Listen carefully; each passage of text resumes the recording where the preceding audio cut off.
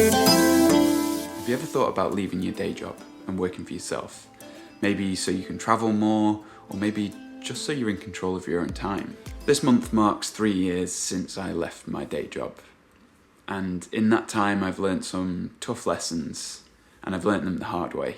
I quit my job when I'd saved enough money to keep me going for a year. I really didn't like the job that I was doing, and I knew it wasn't going to be for me long term. I'd been building up my photography business on the side, so I knew I'd have some clients and some work to be doing. But over the last 3 years, I realised that that wasn't enough. Taking the leap with some savings and a couple of clients is definitely a great way to start safely, but there are still some lessons to be learned. So here are 3 of the things I've learned over time. Number 1, your interpersonal skills are much more important than the gear you have. I know that there's a lot of people who hate to hear this one, but it's true. You don't get work by buying gear. You get work by building relationships. I know it can be uncomfortable for some people to interact with strangers, but that's where a lot of your work is going to come from. It's so easy to think that you're improving your skill and therefore your business by buying new gear and improving your techniques alone in the safety of your own home.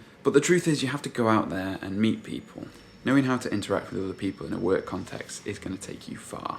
When I've asked new clients how they came across me, more often than not they'll say something like, such and such recommended you because it was a great experience working with you. And the majority of the time you'll find that when someone is looking to work with a photographer, videographer, a personal trainer, a designer, they're looking for someone who's going to be easy to work with and professional, and they're going to get the job done.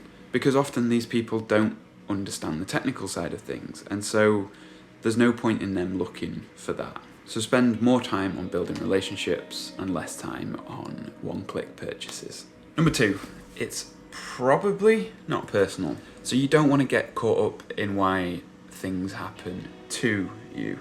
I get this sometimes in situations like when I can't get in touch with a client because they've not paid an invoice. I start to think there's a reason behind why they've not paid it and why they won't respond to me. Maybe they've decided that they hate the work that I did, or that I was a terrible person to work with. For the most part, this probably isn't the case. You also need to separate yourself from what you're creating. This is something that a good university course in a creative discipline will help to beat out of you. And for the most part, in my case, it did that. It took 2 goes round, but it did it. Standing up in front of a group of your peers, often people that you maybe don't even like, or at least you aren't friends with, and having to explain and justify the thing that you've created is a perfect way to separate yourself from the art. So it probably isn't personal. Most likely people are just busy or forgetful, maybe hampered by some other mildly selfish issue. It's probably not you, so don't get too caught up in worrying about it. Number 3, money isn't the true goal. If you think that money is the true goal of running a business, I'd say you're fighting a losing battle already. Money is the thing that keeps your business going, and it allows you to work with other people. I like to think of money in a business like air for a human. No one's goal is just to breathe air. That's not why we're alive. But we need it. We need it for staying alive, keeping going, and we need it for communication. That's what money is, I think. It took me a while to come up with that metaphor. To have a business that is successful and fulfilling, I think your goals should be twofold. You should have outward goals and you should have inward goals. So outward goals are things that your business, your venture does to benefit others. So that might be creating memories for people if you're a photographer, or helping people find a level of fitness if you're a personal trainer. These goals help create a business that's valuable to others. Your inward goals are the ones that create a business that's valuable to you, something that you'll carry on with. Things that are often mentioned when people talk about their goals for starting their own business are things like money and freedom. Well, these are a bit vague and a bit loose. Having money and freedom is all well and good, but what do you want to do with that money? What do you want to do with that freedom?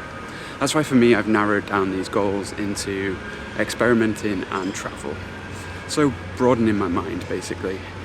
The little addendum I've got to add to this last one is don't ignore your finances. They are crucial. But if you put your energy and time into making a business that is sustainable and people value, chances are that that business will be successful and the money will come.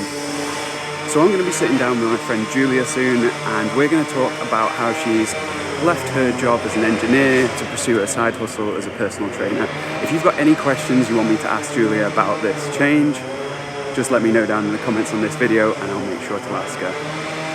That's all from me today. I hope you got something from this video, and please like and subscribe if you wouldn't mind.